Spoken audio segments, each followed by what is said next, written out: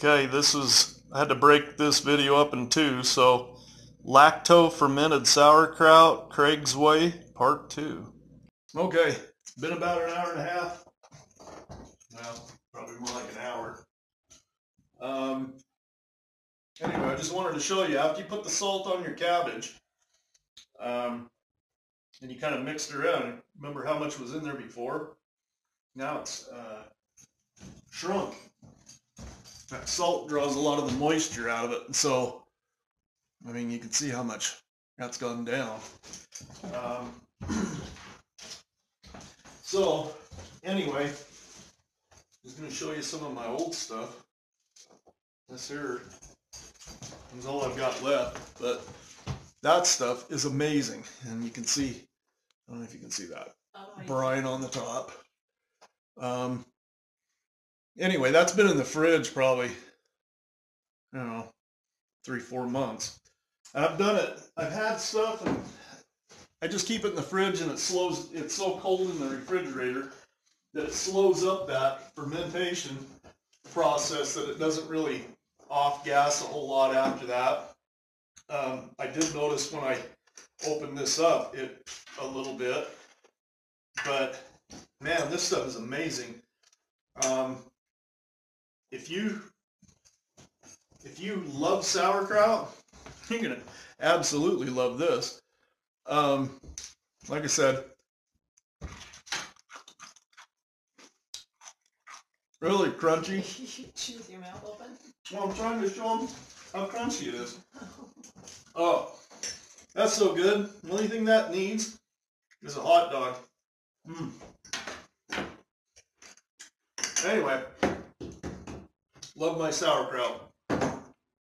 I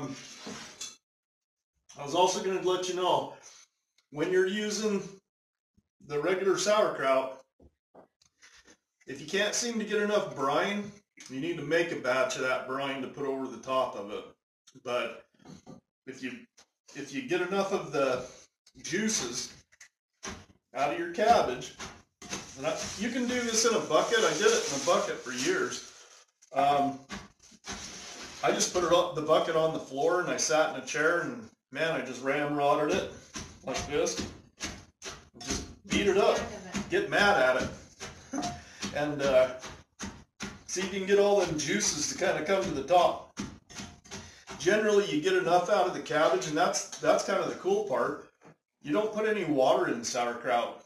You just get the juices coming out of it because of the salt, the sea salt, and then you just scare it to death with this. And just beat it up. Take out your frustrations. It's a win-win. You get some really good sauerkraut. You get a workout. Get your cardio in. And you take out all your daily frustrations. And then you got a whole bunch of good stuff in the fridge. And I don't know. Like I said, I'll put a date on it where I got like 7 days once it's in the jar, and I'll just check on it every day and make sure, it's venting off. And then about 7 days into it, I'll take the top off, and I'll take the leaf off and the weight, and I'll taste it. If it tastes good enough to me, that's where I stop. And I just take the leaf and the weight off from it and put it in the fridge. And it's done. If it doesn't seem sour enough or crunchy enough, then I'll let it go another week. That's how forgiving this stuff is. I mean, I've done them for 3 weeks up on the counter, and like I say, in the wintertime, if your temperatures are a little cooler in your place, then it does take a little bit longer. It could take a couple of weeks. Or some people say sauerkraut isn't even good until it's 6 months old. I don't know. Like I said, I've had it 6 months in the fridge, and it's amazing, but I don't, I let it sit on the counter and I let it ferment, maybe 2 weeks, 3 if it was cold. In the summertime, man, 7 days is plenty. I've done like onions, I think, in 3 before, because it was hot in the house, and so you know, you have to play with it a little bit, and then once you get it down, I mean, it's super easy, right? You need sea salt, cabbage. You don't even need any water if you do it right. If you just pack it, hammer it down, you're going to end up with enough juice out of that cabbage to cover it, enough brine when you pack it in these jars. Anyway, I'm gonna beat it up some more because it was bad. It was being bad, and so it needs a beating. And so I'm gonna hammer on it some more, and then I'll come back and we'll pack it in the jars. Hey, I'm back. Now, all right. That's after kicking its ass. So, I don't know if I can. I'll bring it around. Let you look down in there. I don't know if you can see the brine there at the bottom. See it? Yeah. That's what you're looking for. I mean, it's just floating there on top. You've got pretty much all the cabbages crushed down. And with the salt is just extracting more and more of the moisture out of that cabbage. I don't know how it stays crunchy, but you know, you beat on it long enough, you'd think it'd be just a mess like mush, but it holds its crunchiness. I don't know what else to call it. And it probably goes without saying, if you're watching this video on fermentation or lacto ferment cabbage or sauerkraut, that, you know, it's supposed to have like just a ton of probiotics. And I don't know if that helps it make it taste better or what, but I've never had a better tasting sauerkraut ever. So, I mean, you can put whatever you want in it too. There was some people that were doing all different kinds of ferments, and they were putting in cloves and garlic and all kinds of stuff in there. It all depends on what you're into. My favorite, sea salt. Sea salt and green cabbage. It's my go-to for sure. But anyway, so I got one of these jars. Actually, I have two of them. I don't like to fill them all the way up. I like to get them, you know, 3/4 the way up maybe, or a little less, just because it's easier to keep the brine up above it. If you fill the jar up too full, when it's fermenting, it has a tendency to kind of, it'll fill up. It's like the brine just gets more and more, and it grows, and then it spills out of the top, and then you've got a mess. So take precautions for that, because it will boil over if you get too much. I've put them on a plate, you know, and watched them if they were too close to the top, because I was afraid they were going to boil over. And they do sometimes if you get more than 3/4 the way up of that jar. And they'll start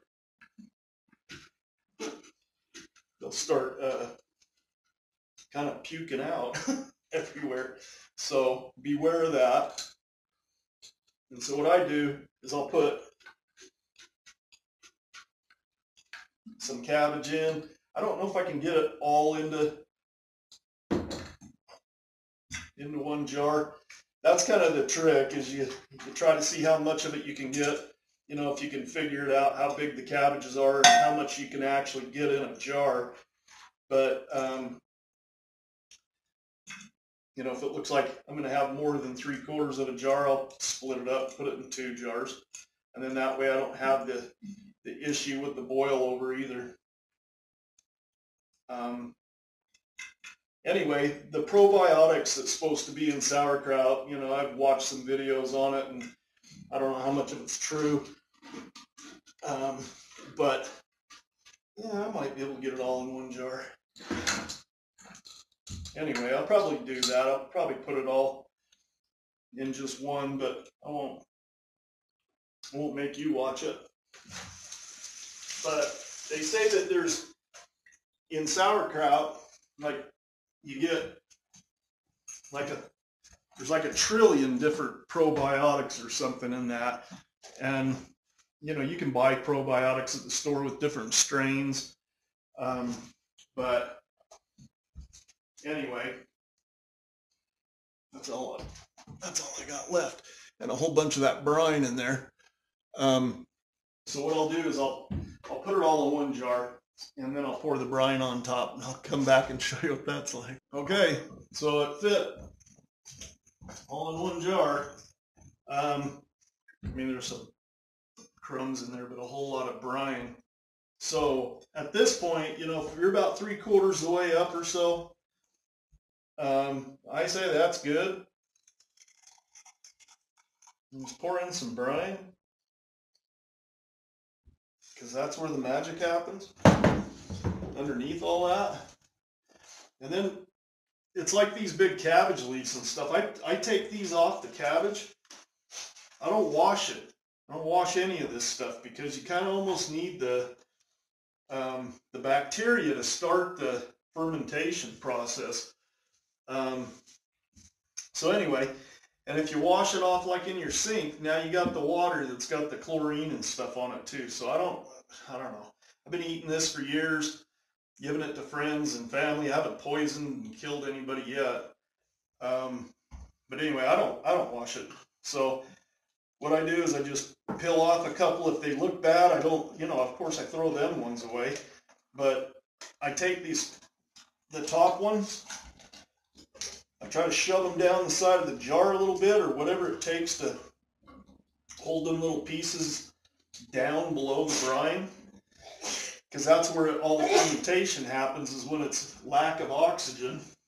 I don't know if that's where it gets lacto fermented or whatever, but take a couple pieces of the big cabbage leaves from the top. My wife's allergic to it. Sorry, excuse me. And she's not a big sauerkraut fan. She said her mom kind of forced it on her when she was little, and she never wanted to try it again.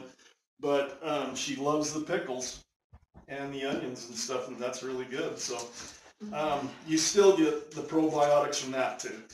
So anyway, I take a couple pieces of the leaves. I don't know if you have to do that many or not, but if you can, kind of tuck it down the sides a little bit just to hold it down. And like I said, some people, I had some, I don't even know what they were. I think they were like really old bottles, like the Kerr bottles, but in the lids they have these little milky glass. That's how they made them back then. They were kind of just a glass lid. They didn't have like the metal ring and all that stuff. They had a metal ring, but they had a glass center. And I had a few of those that I picked up at a yard sale, and I just washed them up good. And I actually bought these, where were we, up in Seattle? Yeah. And there was a place that did fermenting stuff, and they were selling them. And I thought, wow, awesome. And so I picked up a couple of those, and I always have them. And then I got a couple of these littler ones that kind of go in there. But you can use like a river rock out of a river, just something soft, you know, that's the sides are round from bouncing down the river. And just bring it home and wash it. If you have to, boil it up or whatever. But I'll bring this over. And you'll get some floaters. You'll get a couple pieces of cabbage that float up in this. But you can see, I mean, there's a piece right there saying hi. But if you're keeping your eye on it and you're burping it every day or something like that, if you get a piece that floats up, just a little piece, don't pull the big leaf off the top, but just pick that little chunk out and throw it in the garbage or whatever, because you might get some mold growing on it, because it'll be the part that's above the brine. But as you can see, the brine's here and the cabbage is clear down there. Then what I do is I just put the lid on, and this one's kind of cracked. The rubber seal is cracked, so I know it just breathes anyway. But I just take that, I'll put like 7 days, like today's Thursday. Friday. Oh, today's Friday. Woo-hoo. And I'll just put, test it 7 days, which will be next Friday, and put that date. And then I'll open it up, move the cabbage leaves. I sometimes have to pull them out to get to it, but keep them intact so you can push them back down on the brine and take a fork and go in there and get a little bit, or pinch some out and taste it. If it tastes good to you, if you like it a little bit more sour, let it go a little longer. Let it go for another 3 or 4 days or a week or whatever until you get it to where you like it. And then when it's there, and you'll know, it's like, ooh, that's just right. Chuck it in the fridge, take your weight off and your big leaf cabbage off the top, put it in the fridge, and put it on your hot dogs. And nothing better than the hot dog and sauerkraut and mustard. You know, it's just amazing together. And I'll tell you, if you like sauerkraut at all, you're going to love this. And if you hate sauerkraut, you're going to love this. So give it a shot. If for nothing else, the probiotics, I guess. I mean, everybody's looking for them. And some of the better probiotics that you buy at the store, they say have like 1 million or even 1 billion probiotics in there. This sauerkraut and sea salt, in a week, you got over 1 trillion different probiotics in there. So give it a shot and see what you think. It's the best sauerkraut I've ever had. So there you go. Sauerkraut. Lacto fermented sauerkraut, Craig's Way. Till next time. Oh, beware your surroundings. Don't forget where you came from, and don't forget how to get back there. We'll see you.